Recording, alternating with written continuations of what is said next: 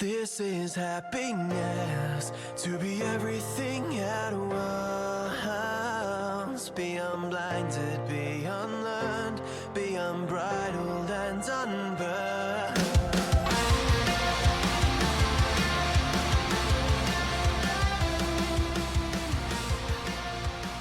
Hey everyone, and welcome back to a brand new episode of Mood Prep. My name is Dave Nixon, and today we're going to continue on with the coaching commandments, and move on to, I think, number 6 we are up to, number 7 even, rather, sorry, which is actually about being outcome focused. Now, the sort of asterisk on being outcome focused is then being flexible with the activity. Now this is, you can think of this as exercise selection, and if you're just catching up on this, I am doing 15 commandments, which are basically principles and rules that I use to help coaches identify different ways to coach clients, different rules, principles that are useful. However, this is very useful in many different other industries. It's definitely correlates to different jobs, roles, relationships, etc. I'd recommend to go back and listen to the first one, which really sort of allowed that to be understood. But either way, let's move on. Outcome focus for today. What this means is that we want to be able to first identify what the actual outcome is, not from a surface level sort of standpoint, to really understand what is the outcome that we want as a group. Now, the benefit of this is that we can identify it as a group, but also as an individual from the coaching. Like, what outcome do I want as a coach, or the trainer, or the manager, or whoever, and what outcome does the client, athlete, employee, whoever, what is their outcome, right? And from there, getting deeper than the surface level to be able to really identify what are the main drivers, what are the main motivators, what do they think that outcome will give them that they may not already think that they have, right? And this allows us to understand that it's not just about getting fit, not just about getting stronger, not just about getting, a thicker, or whatever other terms it may be, more money, etc. There's something that we may be seeking outside of that. Now, have you ever had a goal and you're like, fuck, I can't wait till I get that goal. It's going to be so much better. It's going to be so much more awesome. And then you get there and then nothing really fucking changes. It's often because we're going after that first sort of level, or we're going after the thing we think will give us the goal, right? That's the key part there. We think it's going to give us the goal, as opposed to actually the goal itself. And there's a certain level of vulnerability that goes with that. Is that, well, if I really admit what I want, people might think I'm stupid. People might think that it's silly, or that I should already know this, or should already. All of that's just horseshit. It's all judgment.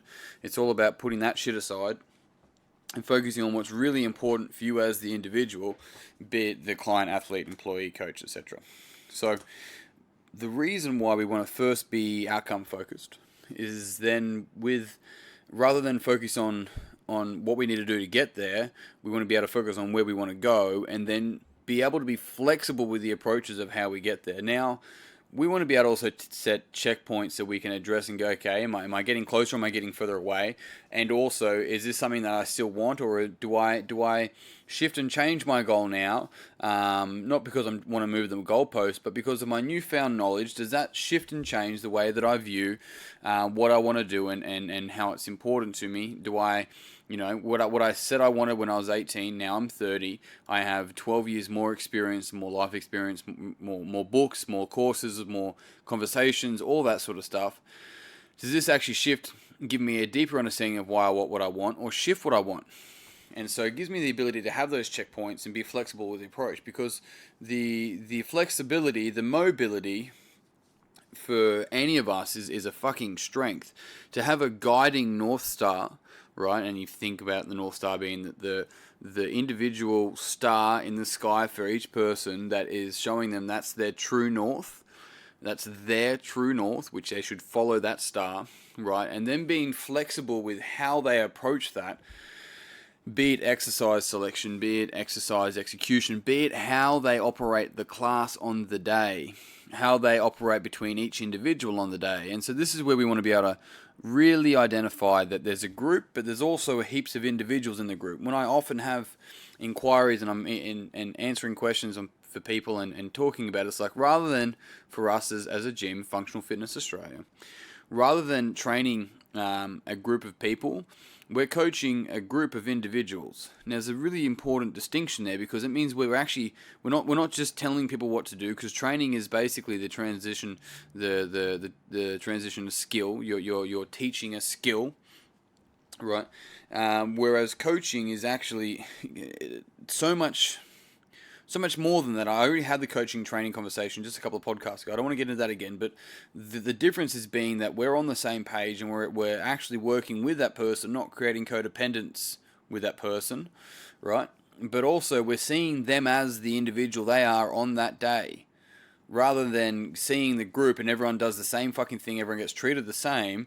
Everyone does get treated the same, but at the same time, we still treat them where they're at that moment on that day. And that's just basic pacing and leading, right? Is that we cannot lead until we've paced somebody, and that happens on a larger level, right? On a global level, on a continual level, but also on a personal level on the day. If somebody's had a different morning, a different day at work, and they come into the gym, we have to be able to work with them on that day where they're at. So the flexibility as a coach, as a leader, as a manager, as a trainer, whatever, is so crucial for us to be able to behave and act in a particular way in that moment that's required of us, rather than not having any flexibility and being stubborn and behaving in a way that we've always behaved, which says, oh, that's my coaching style. It's like, well, you're not fucking coaching then. If you lack behavioral flexibility, which is one of the coaching amendments in itself, then you lack the ability to actually make an impact. You're not meeting anyone anywhere. You're expecting everyone to meet you, right? You're not coaching. You're just telling in one way that you probably learned yourself. And so in seeing all of that, in understanding all of that, we want to be able to get clear on our outcomes, regardless of what that is. And I'm saying get fucking clear. Work on it. Ask 7 fucking whys to get there if you need to. It doesn't matter. Get clear on the outcome. Understand why, and then start looking at the how and be flexible with the approach. If something doesn't work, it doesn't mean that your goal won't work. It doesn't mean your dream won't work. It doesn't mean you don't work. It just means it didn't work. Maybe it would work at a different time. It's worked in the past. It's like, well, it's like this idea of I want to get my pre-baby body back. Forget about it. You're older. You're more mature. You're in a different stage of your life. Focus on getting this body you have to do, which is the same body technically, obviously. But you focus on this body and being the most healthiest 32-year-old version of you, rather than the 24-year-old version of you that you have in your mind that you will never be again, because you can't be 24 again, right? So it's allowing us to sort of be able to not say, forget about that, you won't be, inverted commas, skinny or this or this or this again. It's saying, be the best you where you're at in this moment, in your unfolding, both as a human body and as a human in itself.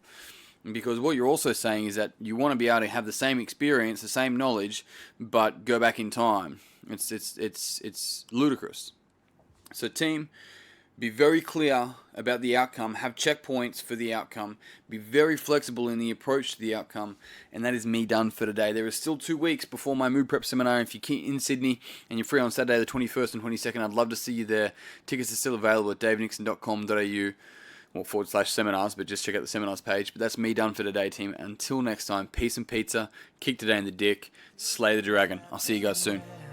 To be everything at